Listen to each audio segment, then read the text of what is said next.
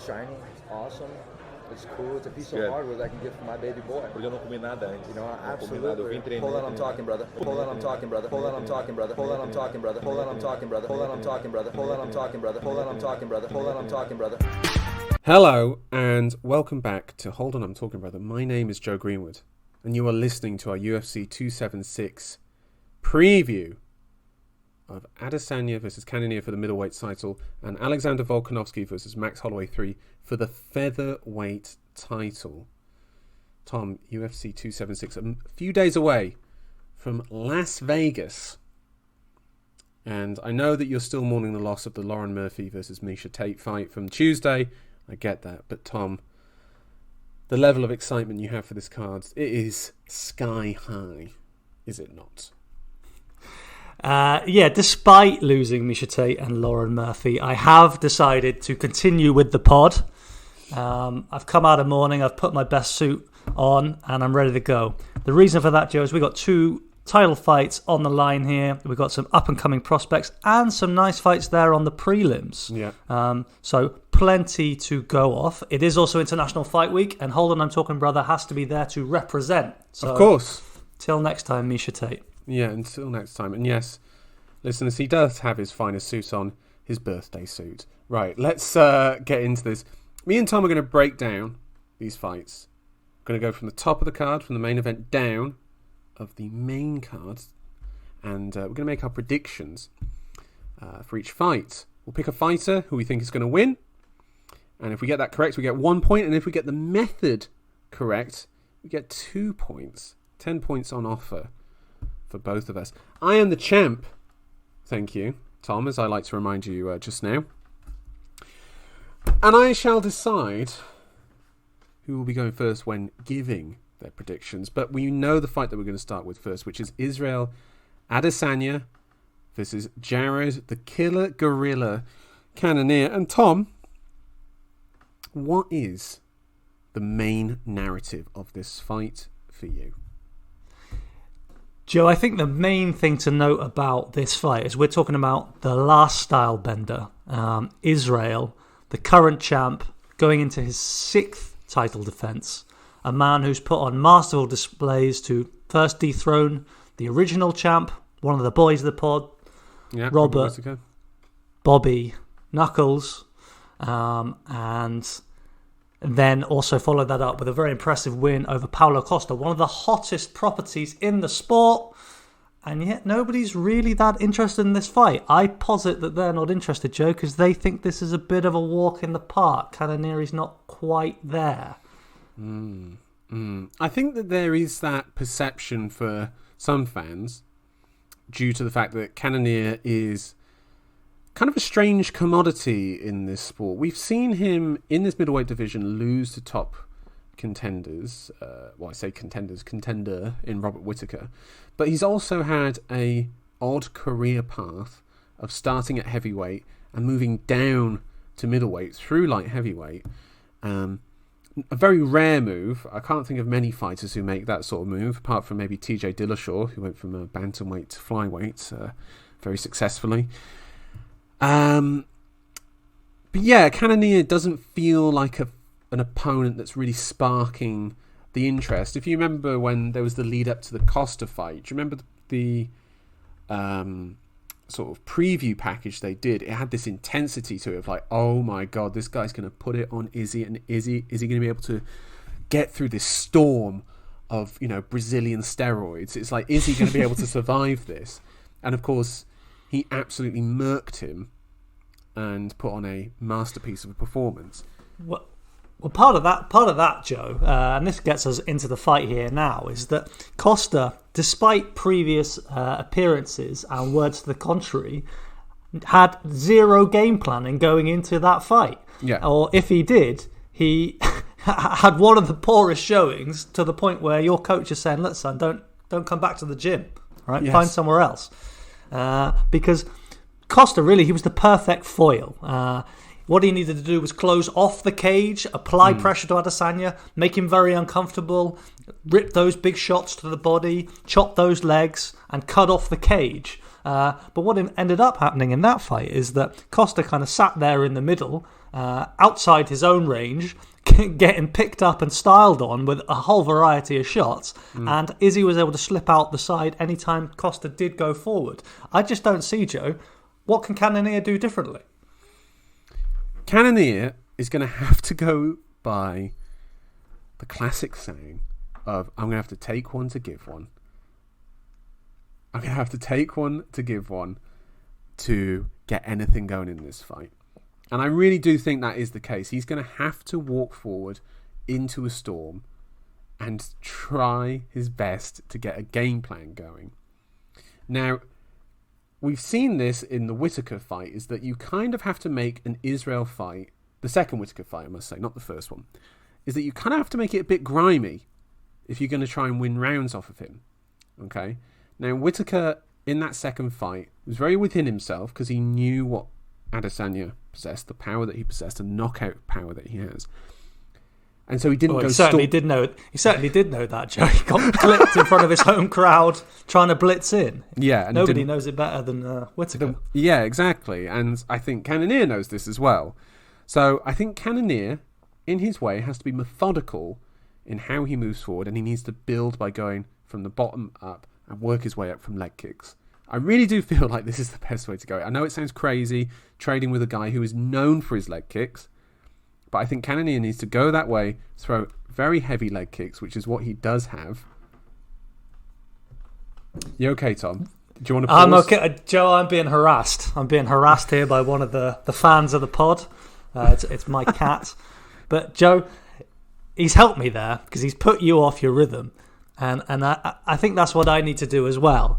Because actually, Cannonier is not going to have the chance to chop Izzy's legs. Yeah. Izzy trains for fighters who want to limit his mobility. Izzy trains for guys who want to wrestle him. These are the only ways that people can beat him. He knows that very well. And he has the full arsenal to, number one, check those kicks, and number two, exploit the opportunities that come with Cannonier stepping those legs out and going inside that range that Izzy has. But then how else can Cannonier win this fight then? Is there a way for him to win this fight? I'm sorry, fight fans. Cannonier has been keen to say that he has more than a puncher's chance. I'm out here. I'm sticking my neck on the line. I don't think it's too risky. That's all his chances. It's a small chance. Hence why Adesanya goes in as the biggest favourite on this card. For me, Joe, he's going to go out there. He's going to outpoint Cannonier. He's going to sap that body. He's going to land those diversity of strikes, variety of kicks, open those spaces until Cannonier tires and Adesanya finishes him late on. KO, Israel Adesanya, on to the next one. I don't disagree with that, to be honest. I'm surprised, actually, when you said late on, because I've actually gone for an Izzy knockout, and I think it's going to be quite early. I think it's going to be in round 2. I think he's going to finish him. In rewatching that Costa fight, he does this really smart move of, he throws, a left straight with, no jab setup. He just throws it straight. And he does this about 4 times in, the first round. And then in the second round, he goes to throw this sort of left straight, again, no jab setup behind it, but in fact, he then moves his left hand out the way and brings up a left high kick right behind it, because he read Costa's defenses that when he goes to block this left straight, he ducks his head out behind his guard, which obviously is not a smart thing to do if you're a striker, and that's what you're predominantly known for, Paolo, and through this sort of left high kick behind it. I do think Izzy's going to get these reads on Cannonier very quickly. That is if Cannonier goes down this line, which I think he has to. Realistically, he has to do this move, doesn't he? He can't do the Yoel Romero, I'm going to stand here in my shell and just explode once around. Does he have that discipline? Hold on, Joe. Yeah, well, that's a question. Hold on, I'm shelling up, brother. Come on. Yeah, I mean, interestingly, some people say that Yoel won that fight. I mean, they're wrong. They're wrong. But nobody says that Paulo Costa won his fight against Izzy. So there's a warning there for Cannonier. There is. Now, the problem is that the man who's really been closest, the one who's really, in this division, who's who's tested Israel was Whittaker last time out, and that was by... No, Kelvin Gastelum is the man who's challenged him the most. I think you run that fight back. I think Adesanya... Yeah, of course if you run that fight back now, of course. But at the time, Gastelum went for it and it worked. Like, you know, I don't know for what reason, but it seemed to work. Well, he's built like a fridge. He can eat head kicks and strikes for dinner. And everything else, Kelvin. You shouldn't be fighting in this division. You should be fighting 2 weight classes lower. Yeah. But, I mean, okay, I think we can summarise this for the listeners. Basically, Cannonier, he has to go through the fire. He has to cut that mobility off. He has to close exits as he presses towards the cage. And he has to land some leg kicks on Adesanya. He won't be able to do that. He also has to, like, not get head... Can't hunt for the head either. He has to invest in the body. If he is going to do anything like this, I mean... It's whether if you can like envision this happening, and the problem is that you just can't because of how good Adesanya is, and I think that goes back to the narrative thing of are people a bit bored of Izzy because he's so much better than everyone in this division. If Cannonier plays the game, people will be hot on Izzy again. So I guess we just hope for a fight. I hope we get that fight, and I think we will. The next fight though, Joe, that's something I can really Oh my words. Now we're talking about this. Max Holloway takes on Alexander Volkanovski for the 3rd time, trying to reclaim his featherweight title, at least what he claims is his featherweight title. Now, Tom, last week I watched the first 2 fights that these two had back to back. Okay, have you done similar? Have you done? That's 30 minutes of great television right there, Joe. I didn't. 50? I watched. 50. Sorry, forgive me. Yeah, 50 minutes of fight time, and I believe in the first fight they had equal strikes landed on each other. These guys are very well matched. But given the evolution in their games, and really these guys have come a long way since that first fight. I just watched the second fight because I felt like Max was able to mitigate some of the troubles that he had in the first fight in that second fight, and I'm assuming he'll carry that forward now into the third matchup. Okay, so it was very interesting watching those two back to back because in the first fight, Max Holloway does the classic Max Holloway thing of trying to walk people down and land shots, and it just doesn't work for the majority of the fight. And then towards the end of the 4th or midway through the 4th, it starts to pick up for him. And actually, I scored that first fight 3-2 to Volkanovski.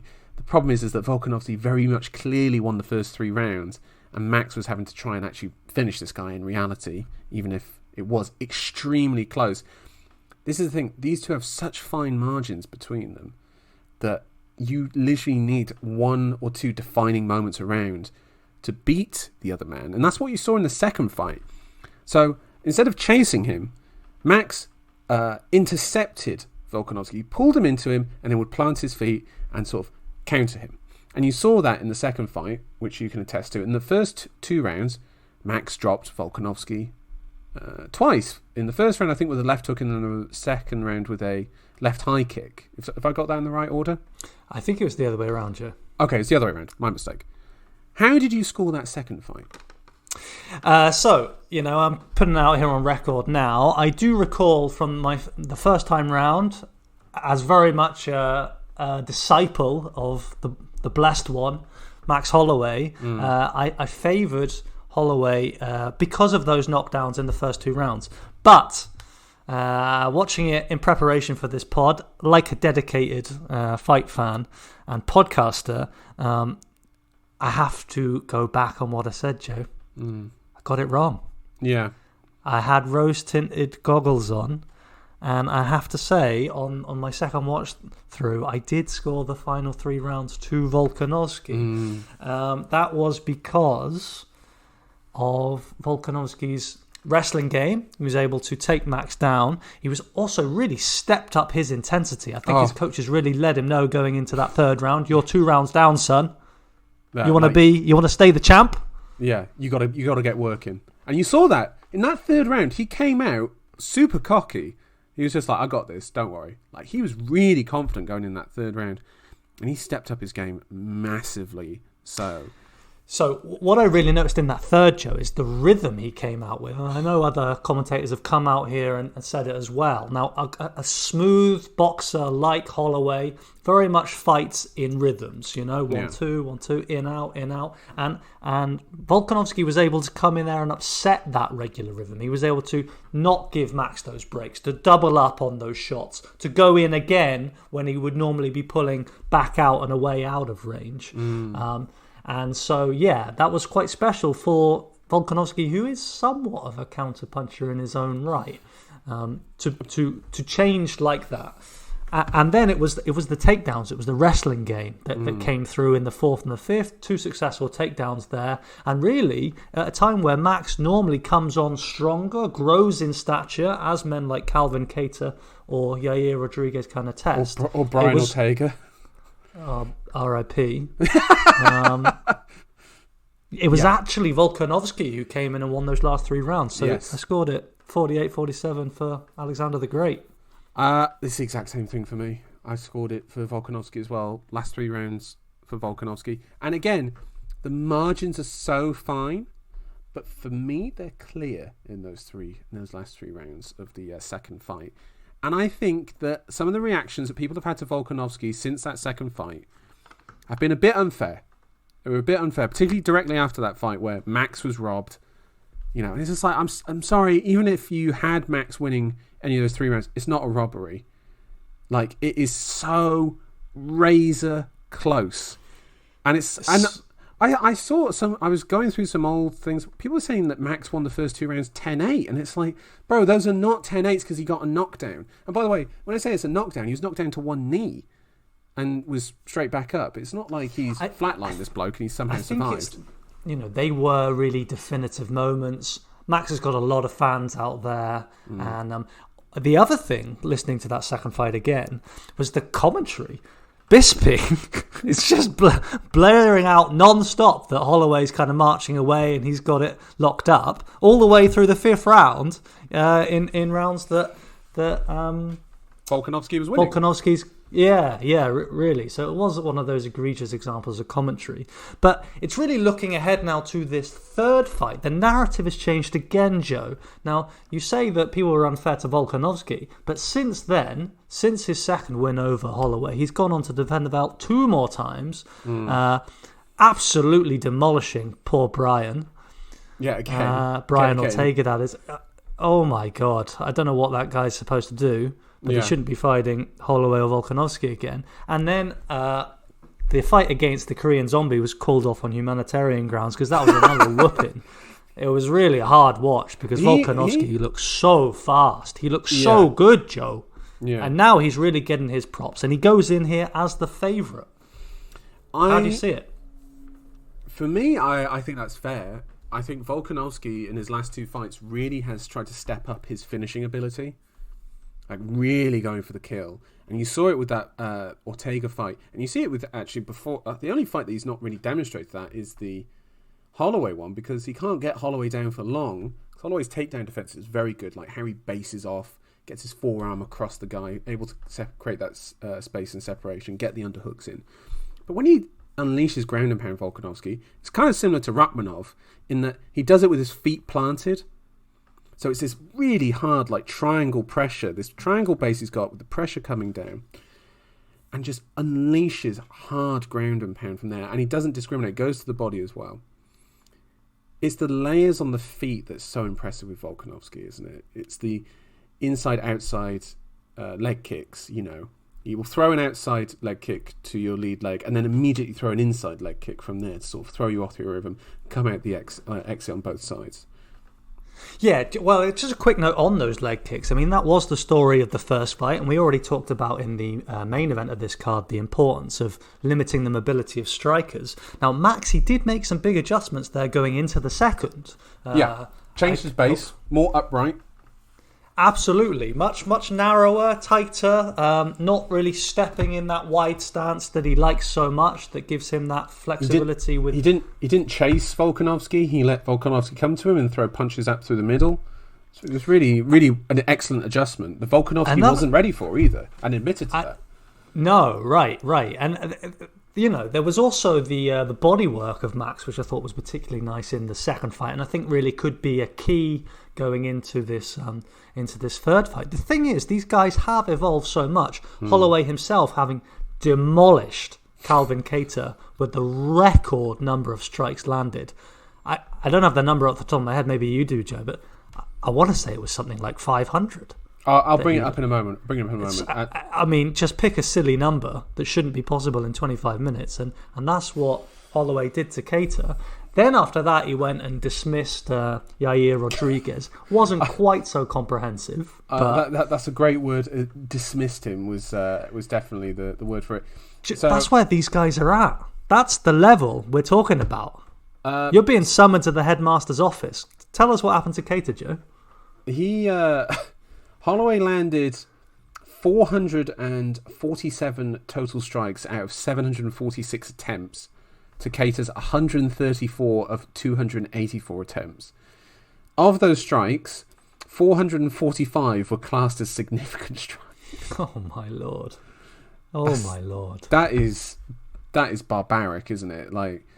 And by the way, landing the shots landed by target. 61% to the head, 26% to the body, and 12% to the leg. Kattar took a lifetime of damage in that fight. So, Joe, it's these body shots and, of course, the leg kicks as well that I think are the keys here to Holloway kind of evening it up. Now, Holloway, he does go in least favoured compared to how he's been perceived going in against Volkanovski in the past. I think that is a testament not necessarily to how those two fights have gone, but actually to their recent performances. I think Volkanovski's been even more comprehensive than Max, as if it's possible. And I've got to say, Joe, I've picked Volkanovski. Have you? I've picked Volkanovski. I've changed camp. Wow. I'm sorry, Max. Yeah, I've been won over. I mean, he's just looked so good, and I think that Volkanovski's gone up through the gears. And I think Max, although he had a good showing against Yair, he did take a lot of shots. A lot of shots. So I've picked Volkanovski by decision. Wow. That's interesting. That's very interesting. Volkanovski, it's funny that him just adding a killer instinct seems to have made his game all the more lethal and interesting. He hasn't really changed that much, realistically. It just seems that the ferocity's just changed. He still does that stutter step of goes in, stops, and then goes again to sort of land punches. He still does that sort of lead left kick to the body, steps back to retreat, but then intercepts from there. His moves are still sort of the same. It's just how he positions them, and then the intent on them. It's just different now. It feels different. Like that Ortega fight more so. Was it the third round in the Ortega fight where Ortega jumped on his neck and then got the triangle choke? Yeah, and then it was, yeah. And then Volkanovski, rather than being like, "Oh, I've survived that, thank God," he's like, "No, I'm getting that back. I'm getting that back from you. You're not winning this round from me." He ended the round on the feet, wailing on Ortega. It was almost a 10-8 round after almost getting choked out. How does a fighter do that? Joe, tell the fans, Joe, who have you gone for? Come on. I've gone for Alexander Volkanovski by decision. By decision. I can't. I was so close to writing KO. I was so close to writing knockout, but I just couldn't do it. I'm going to ask you this now. This is the trilogy fight. I want to know if this fight delivers. This is the best trilogy in MMA, is it not? I mean, think about all the great ones that there have been. Chuck versus Randy being probably the most famous one, you'd say? Gray Maynard and Frankie Edgar. Okay. Yeah, go on. Well, I think there's still a lot riding on this fight here. I really do. I mean, what, legacy-wise? Well, yeah, there's certainly a lot of people are saying that the guy to emerge here will be the one then to go and challenge Aldo's record. Holloway himself was very much making clear he sees Jose Aldo at featherweight as the gold standard in terms of the best that there's been. Do you see that? I think it's all riding on this fight and then the fight after that, Joe. Do you really? I mean, these are the three guys. Yeah, there's nobody else in the picture. It's Volkanovski, it's Holloway, and it's Aldo. There's no one else. I still favour Aldo just because of the length that he dominated for. You're telling me Volkanovski goes out there, puts it on Max, and wins another one? You're going to be telling me that Aldo's the greatest? No, I'd say at that point they're equal.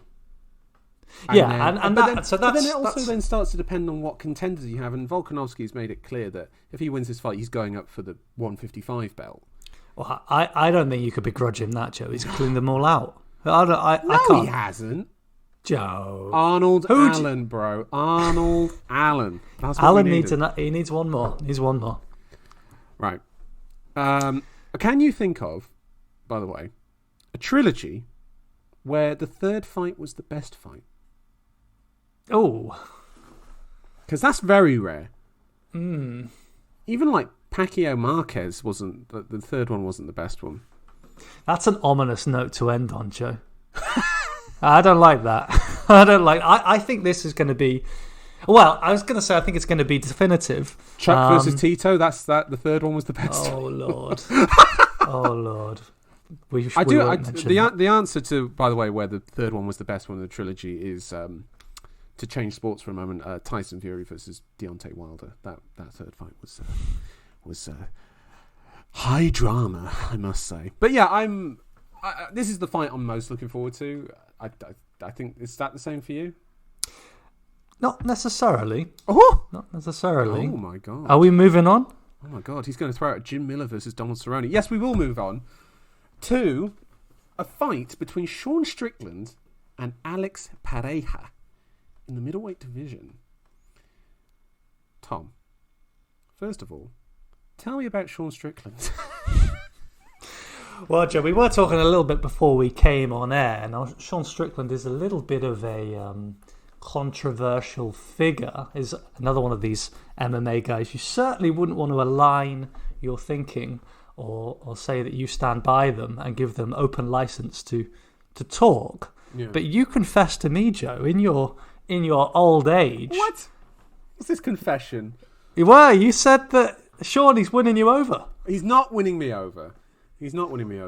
I've just heard some things and watching him, well, I'm just like, it's not that like I understand exactly where he's coming from, but like I can see the problems that he has, which is that he clearly has a problem speaking in public.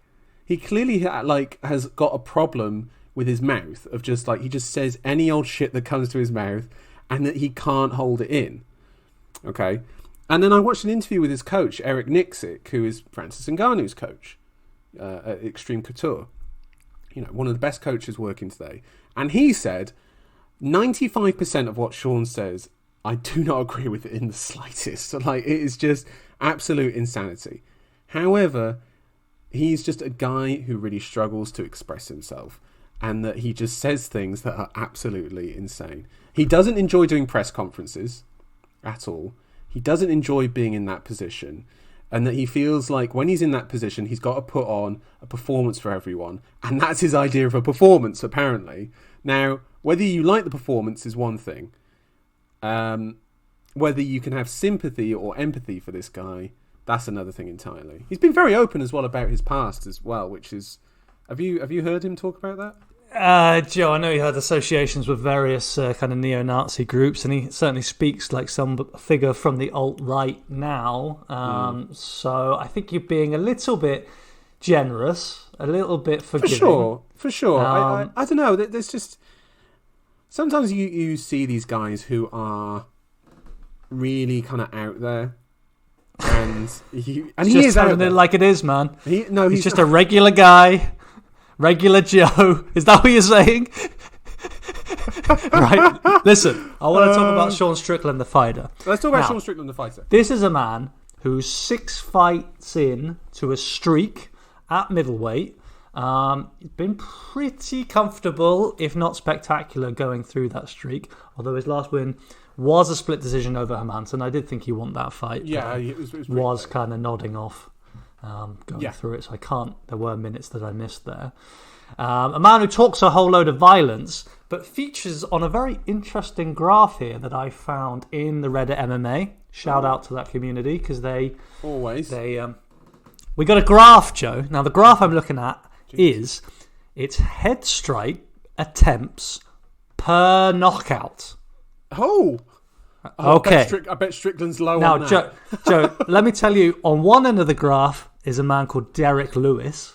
Okay. Okay. On the other end of the graph, Joe, who is it? And now let me tell you. Sean Strickland, he's third. All right. Now, what that means for the listeners is that he does the least damage per shot. But he throws out the most shots with the least amount of damage. Whereas Derek Lewis throws out he's Joe shots. Calzaghe. All right. He's a powder puff. He's a powder puff puncher. All right. Doesn't carry any danger in his fists. And indeed, apart from Brendan Allen and Alex Garcia, hasn't got any other knockouts in the UFC. And that's in a whole load of fights in double digits now. So, Sean Strickland, number 3. Joe, just out of interest, who is number 1 and number 2? Ooh. Number 1 is a bantamweight, famous for having soft hands. Oh, Dominic Cruz. It's Dominic Cruz. And then who's now, the next one is... Well, he's way out there. He's way out there with Cruz in a league of his own. Okay. Now, this is damning, Joe, because it's not a small man. It's Bilal Muhammad. Oh, really? Oh, you know what? Yeah, really. Wow. Is Derek Lewis, by the way, all the way by himself at the other So you've got Francis Ngannou, who's on 41 head strike attempts per knockout, and then Derek Lewis, who's on 24, half as many as Ngannou. Jesus Christ. So that sounds like a good fight, Joe. Should make that one happen. I mean, Dominic Cruz versus Derek Lewis sounds like the fight to make, really. But, that's... Again. Anyway, there's a weird thing with Strickland, isn't there? There's the disconnect between what he says and how he acts and how he fights, which seems to be, as you say, powder punch, sort of walking backwards, jabbing, going backwards. I've got to say, I'm not a fan of that if you're fighting Alex Pereja, who is coming to the UFC.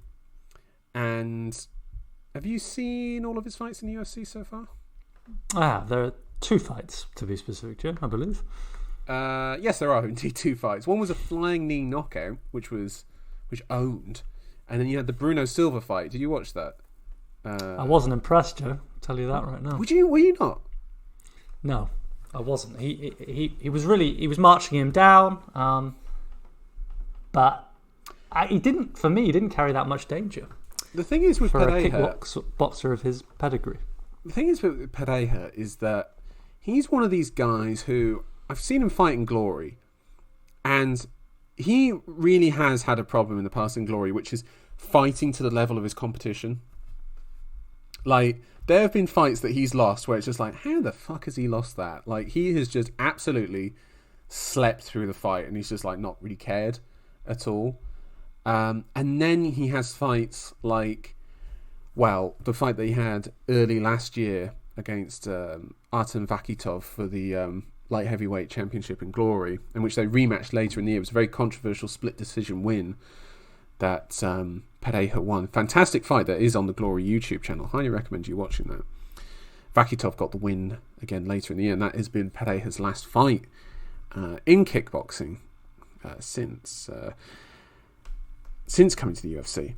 And I've got to say is that I get why people aren't impressed by him in that last fight, but I think it is purely because of the fight that he was in.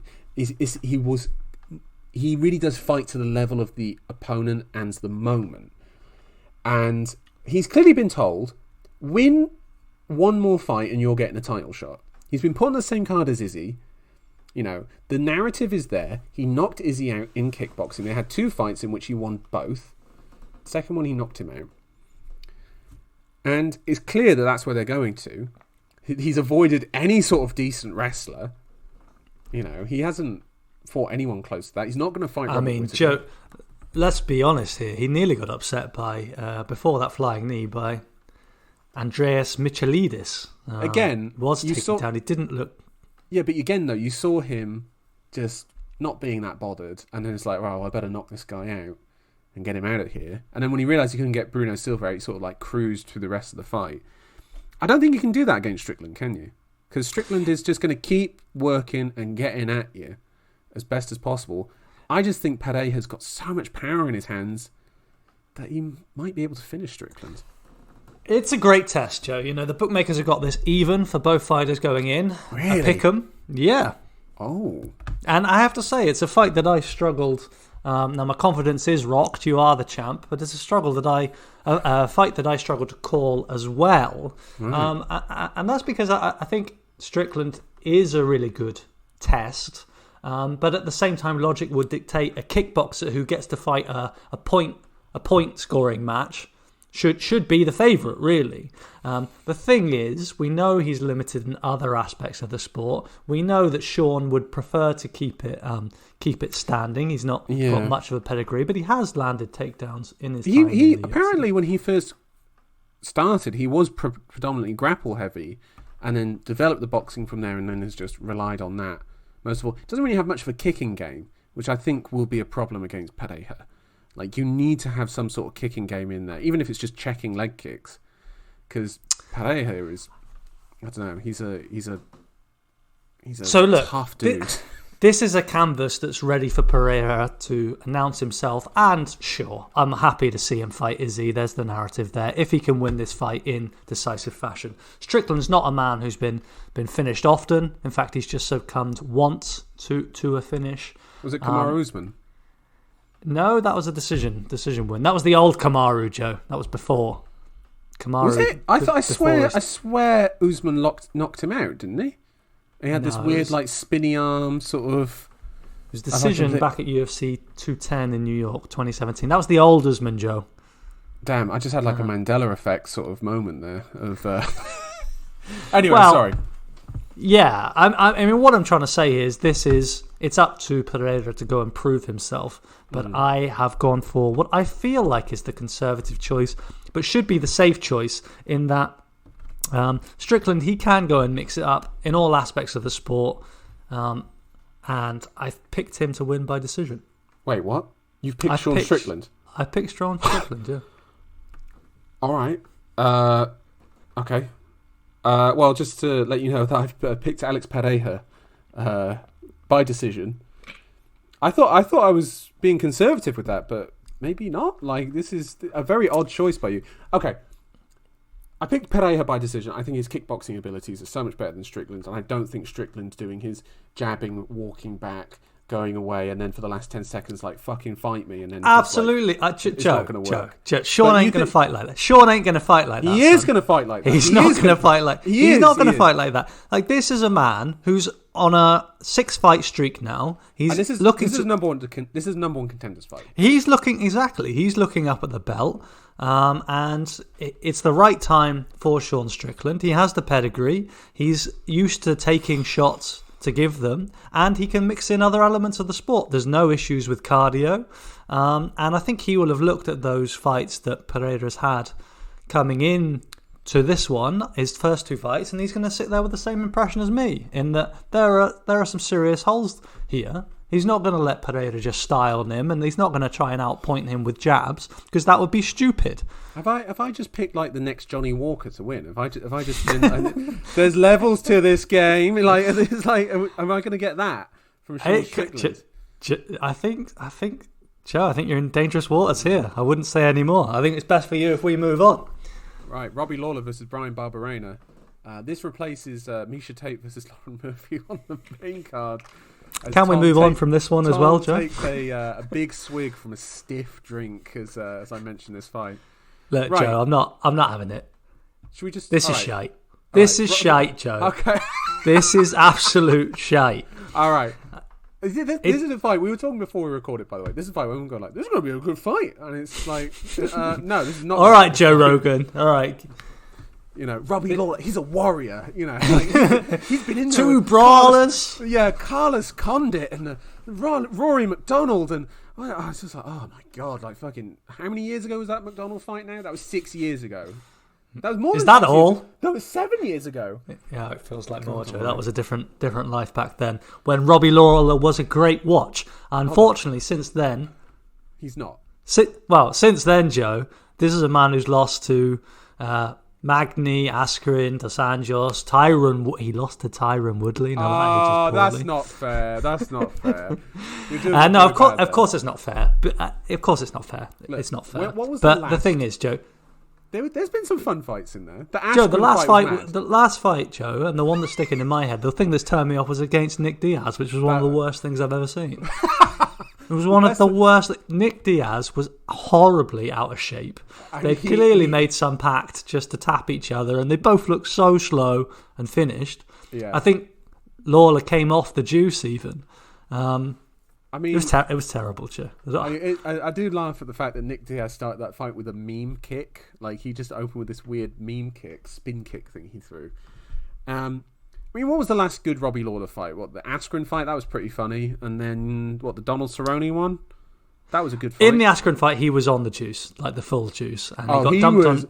He was throbbing, like his muscles were like pooing. That's my Robbie Lawler right there.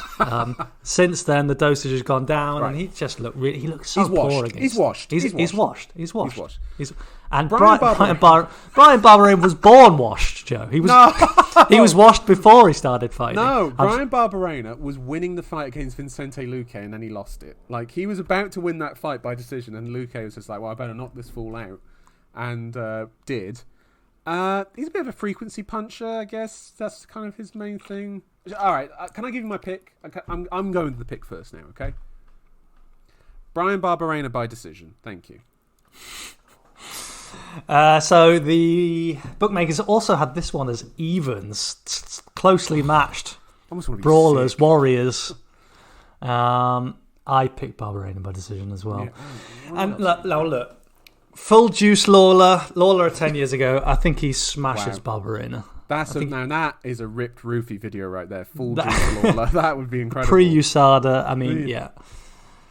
I mean, the champ, Robbie Lawler, a man for a little while who was really taken on all comers at the top of the division. Barbarena's never been in that category, but he has fought some of the best nonetheless. Do you ever think about the fact that if Woodley hadn't beaten Lawler, that Conor apparently was looking at Lawler as the third belt he was going to go for after the lightweight title? Do you ever think about? A long way. I can't believe that was only 5 years ago, Joe. The Conor McGregor who? I know. When he wasn't just a meme fighter. I mean, I feel like we should do. I feel like when that anniversary comes up for that show, we should do something for that. Like, that is one of the all-time great pay-per-views, I think. Even the stuff underneath was fantastic. Anyway, let's not talk about the past. Let's talk about the present and potentially the future. Opening this main card, Pedro Munhoz will invite Sean O'Malley into ranked fighter territory. Now, they're both ranked fighters. I think Munhoz is 11 and O'Malley is 13 or 14. In the bantamweight division. This is O'Malley's first test, or first big test, since the Chito Vera fight. What do you make of this build that we've had of O'Malley since that Vera fight? Do you think that he has had enough seasoning to finally get into the ranked realm? Well, Joe, he is ranked 13, and he matching up against Pedro Munhoz at 9. I think this is a perfect fight, if I'm honest with you. You asked me, am I most excited about Volkanovski Holloway? Yes, but the thing that caused me some doubt is I think this is just a phenomenal fight. I really do. Yeah, I really place Munhoz in that elite. A man who's really shown his durability, been in there with the best of them and given a good account of himself every time. A man who, sent Garbrandt on his spiral into oblivion. Sent him down a division, no less. I love that. A man who went much. the distance with Jose Aldo. A man who, for me, beat Frankie Edgar. He did, yeah. So Munhoz, in his last 6 fights, he's in the fight of the night in 4 of those. Now, admittedly, he has been on the losing end, losing most recently to Dominic Cruz and Jose Aldo. But again, very competitive fights for me. And Sean, He dropped Cruz in that fight. He dealt both Cruz and Jose Aldo some adversity, you know, and that's what O'Malley's going to have to deal with for my money if he wants to win this fight. Joe, you don't sound totally convinced. No, I am. I'm massively convinced that Munhoz is the test. I think he's the correct test as well for O'Malley. Like, if you look at those bantamweight rankings, like Sandhagen, no. Piotr Jan, no. You're not going to go into... So Munhoz stood out to me as like the correct one. He's also very leg kick heavy, Munhoz. And O'Malley has had 2 incidents in the UFC involving his... was it his right leg? He had the broken foot in the Andre Sukumtat fight. And then he managed to somehow overcome and win the fight anyway. Because your man had him up against the cage and just had to fucking unload leg kicks. He would have won. He would have won the fight. But he took him down. It was a ludicrous decision. And then the Chito Vera one, which he still doesn't classify as a loss, even though it quite clearly is. I remember that fight ending with Vera unloading heavy elbows to his face. So, yes. Anyway, I think this is a good test for O'Malley because I think Munhoz matches up quite well with him. The shorter man, shorter reach. You know, O'Malley likes to use his hands to sort of measure that distance. He switches stance very fluidly. Likes to sort of like go out there, reach for that distance and throw like a heavy shot right behind it. Again, really good at intercepting. You're not buying into this at all, are you? Well, Joe, I want to jump in there because I really want to stand in my man Munhoz's corner here. If I'm trying to build Sean O'Malley to be a star, I think this is a risky fight to deal him. I really think... but then who'd you give him? If I'm trying to protect him in a way that promotes him and gives him a legitimate test, I would prefer to match him up with Rob Font, with Song Yadong, with Dominic Cruz. I really think these are easier fights than Pedro Munhoz. Pedro Munhoz is going to take shots to land them. Pedro Munhoz is not going to get diminished in any way. And really, we've seen and questioned O'Malley's kind of brittleness, as you hinted at before. I don't know if it's a great matchup for him. Munhoz is going nowhere, Joe. He can mix it up again in all aspects of the game. He can step into the pocket and take shots. No problem. That's just another day in Brazil, brother. That's just you know. I mean, all right. I mean, it seems to me that, Joe, you think this is a bit of a layup for Sean O'Malley. I think if I was going to pick a fighter in the bantamweight division that matched up physically for O'Malley, I would choose Munhoz.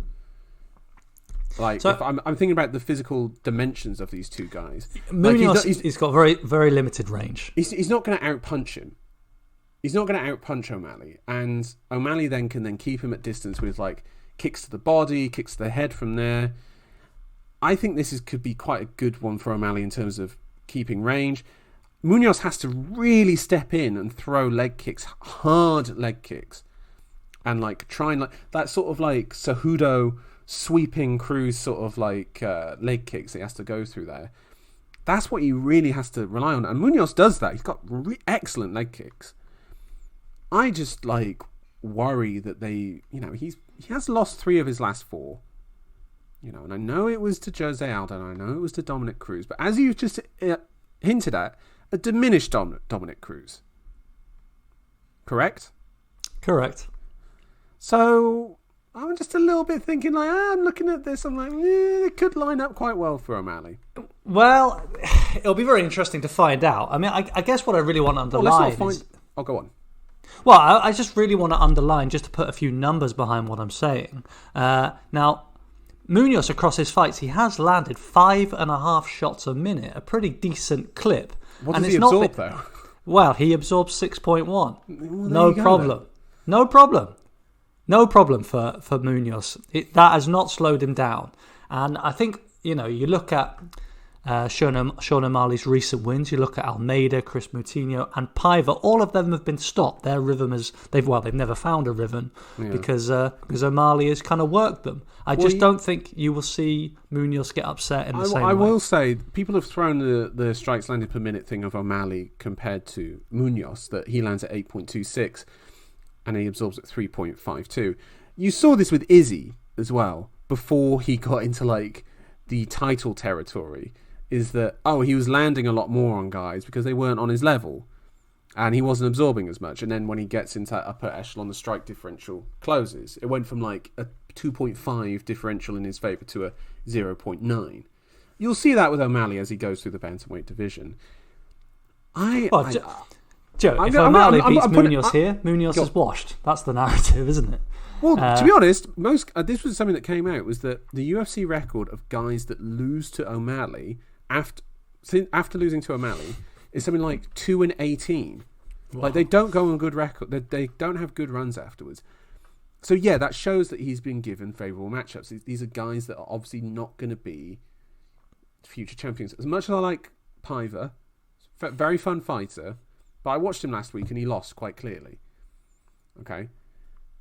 I'm putting it out there. Sean O'Malley's winning this fight by knockout.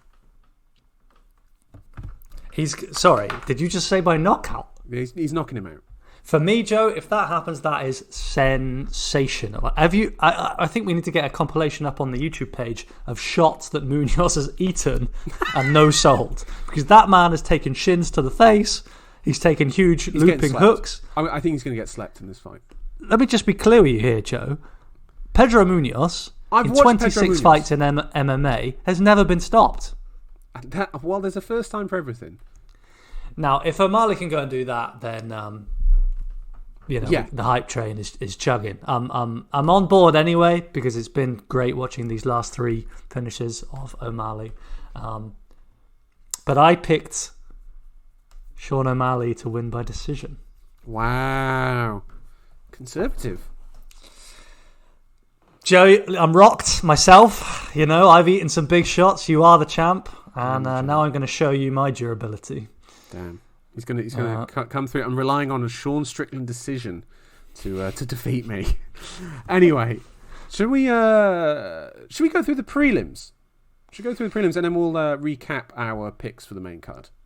Yeah. I did have a little question to you following up on discussions of recent weeks. Well, you just made reference to Munhoz's recent outings. He's lost 4 of his last 5. Yeah. Kind of glazed over that there, and yet still finds himself in the top 10. Yeah. Now, he shouldn't be if he loses this one. No, absolutely not. Well, I was gonna ask, would you be okay with the general rule? Now, obviously, there are going to be caveats. It's not going to be easy, but would you be okay with, if you lose 3 fights in a row, you automatically are chopped out of the rankings? I would say, okay, it depends on your position. If you're a top 5 guy, I think it should be maybe 4. But if you're in this sort of hold on, I have the perfect answer, perfect man lined up. I've just typed his name into Wikipedia. Go on. You can also find his picture on the podcast app you're listening to now. Tony Ferguson was probably the highest contender, or up there with Holloway going into the fight now with Volkonovsky. Yeah, he was the number 1 contender, a man I think on a 12-fight winning streak. Definite number 1. And then he lost those 3 fights in a row. Gaethje, Oliveira, Dariush, top-level competition. You couldn't have a more clear example of a man who was really at the top and then lost to guys who were ranked at the top. I still don't think Tony should be in the rankins, Joe. So I think it does hold up. He shouldn't be in the rankings now. For sure. I think after the Dariush fight, come on, there's 3 fights, 3 losses in a row. I think that would be okay. Yeah, I think that's fine. And also, we have to factor in inactivity now, because listen, it's very sad what happened to him, but fucking get Chris Weidman out of those rankings, bro. He shouldn't be in there. And how many fights has he lost in a row, for fuck's sake? Factoring in the Uriah Hall fight. You know what? Saying, fuck him. If you lose 1 fight, you're out. No. If you lose 3 fights, I think getting out the rankings is a good show. Yeah, I mean, I'm not saying you're barred. You can come back. You've got to go and beat a ranked guy to do that. Yeah, beat a ranked guy. Yeah, exactly. Exactly. All right. You heard it here first, listeners. Prelims. Pick a fight for me, Tom, that you are most interested in. And why is it Jessica Eye versus Macy Barber? Well, Joe, I mean, there are, apart from the fight you mentioned there are some pretty exciting fights here. Some that maybe should be on the main card instead of Lawler Barbarena in our UFC kind of 3.0 vision. If I had to pick just one, I guess I can't look past Riddell versus Jaylen Turner just because of how hot Brad Riddell is right now, how close to those rankings Jaylen Turner is, and then obviously the context we've been talking about in recent weeks about rankings, especially at lightweight. But I also want to bring listeners' attention to Tavares and Duplessis. That was the fight I was going to mention. That was the fight. This is the Dricus Duplessis stepping out moment. This is him going to have to announce, I am a contender in this division. Because it's the Brad Tavares test, isn't it? You can't beat Brad Tavares. You don't get to go to the next guy. Access denied. Yeah, exactly. You go through Magny, you get Gilbert Burns. You go through Tavares, you get Derek Brunson. Do you know what I mean? Like, you have to go through these steps. And I mean, Duplessis got one hell of a record. I mean, in KSW, he became the double champ, middleweight and welterweight champ by defeating Roberto Soldic, who, by the way, is on his way to the UFC, and apparently it is in his contract if he wins his first 3 fights he gets a title shot. Soldic is a monster in KSW. Let's see if he can replicate it in the UFC. Duplessis, by the way, I think he's been very impressive so far. I think you can agree. In the UFC 2 finishes, has said some things that I am not a fan of, such as I will be the first true African champion, which is a hell of a thing for a white South African to say. Oh no, indeed. He's had a lot of cancelled fights, by the way. Can I tell you his cancelled fights he's had? Please. Andre Muniz, Chris Curtis, Anthony Hernandez, and Kelvin Gastelum all have pulled out of fights with him through multiple different reasons. But yeah, so he's finally back, and he's going to start making his way up the rankings. Very interesting to see how far he can go. Is there another one that we want to talk about here? Maybe. Well, yeah. Is there much to say about Ian Gary? I mean, we were talking very politely before on the before we started recording about Ian Gary. What do you make of him? As a fighter?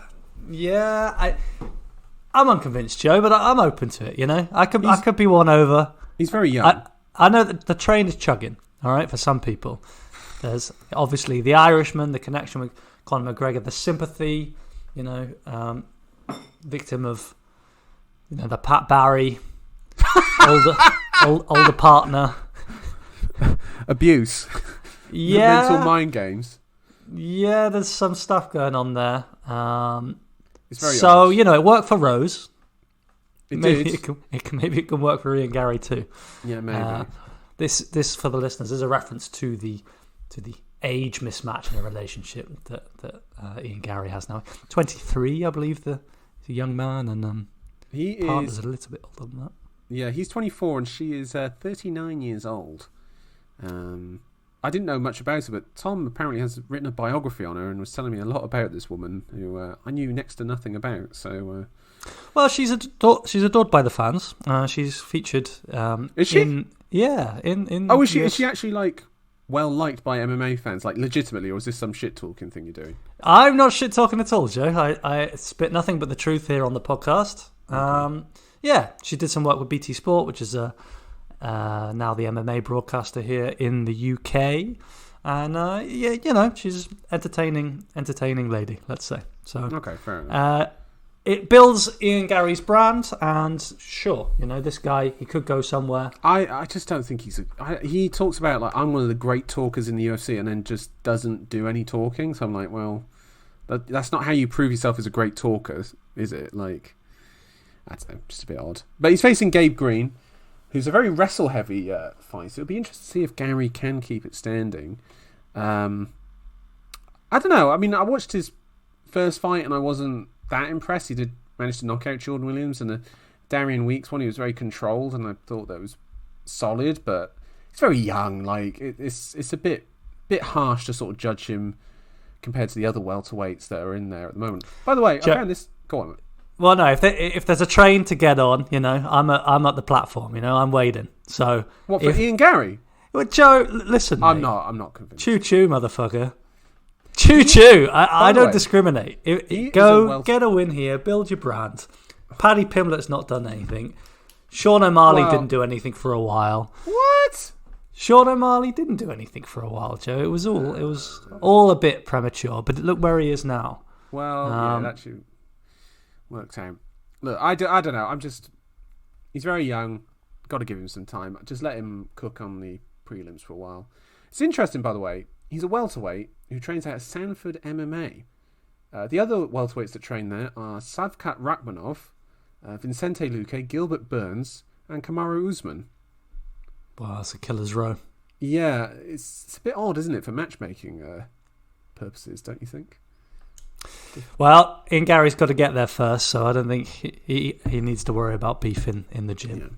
Yeah, fair enough. But yeah, right, Riddell Turner's the fight that I'm most excited for. By the way, speaking of prospects, just very quickly, the UFC did something very weird the other day. They signed a fighter to compete on the Contender Series. A man by the name of Bo Nickel. Do you know much about Bo Nickel? Tell me, Joe. Tell the listeners. He is a world champion folk-style wrestler who is probably most well known to MMA fans as being one of Jorge Masvidal's training partners for the Kamaru Usman fights. Nickel had his first pro fight. He's had 3 or 4 amateur fights. His first pro fight a couple of weeks ago and knocked some fool out who looked like he shouldn't have been in there with him. But Bo Nickel, according to some very well-respected people, is going to be a future champion in the welterweight division. Could be one to look out for. It's been interesting to see how he performs on the Contender Series fight. If he performs well there, don't be surprised to see him in the UFC sooner rather than later. One to look out for the future. Hopefully not a Boston Salmon. Anyway, let's go through our picks. Yeah, let's run through one more time. All right, and then we'll wrap up. Right, Munhoz O'Malley. I've picked O'Malley by knockout. It's a decision victory for Sean for me. Lawler versus Barbarena. I think we've both picked Barbarena by decision. Correct. Sean Strickland versus Alex Pareja. I picked Pareja by decision. This is the deal breaker. Strickland to win by decision. Max Holloway versus Alexander Volkonovsky versus Max Holloway. 3 for the featherweight title. Volkanovski by decision for myself. And for me too. And for Tom. And in the main event, we both picked Adesanya by knockout over Jared Cannonier. Tom saying late in the fight, me going early in the fight. That's the main discrepancy there. Thank you, Tom, for laying those out for me. And I can't wait to retain my belt on Saturday night. Yeah, Tom, there's some trepidation for me. But which one are you worried about? You never want to be relying on Sean Strickland, Joe. Yeah. I think there's a life lesson there, and I'm uncomfortable being in that position. Well, but you made your bed next week to find out. You made your bed. You better fucking lie in it. Okay. I can't wait to watch this card. I'm absolutely hyped. Absolutely hyped for this. And I'll be tucking in as soon as humanly possible on Sunday to this card. Tom, thank you so much for joining me. Cheers, Joe. And listeners, thank you so much for joining us. Have a lovely weekend. Yes, and we'll be back next Tuesday. Goodbye.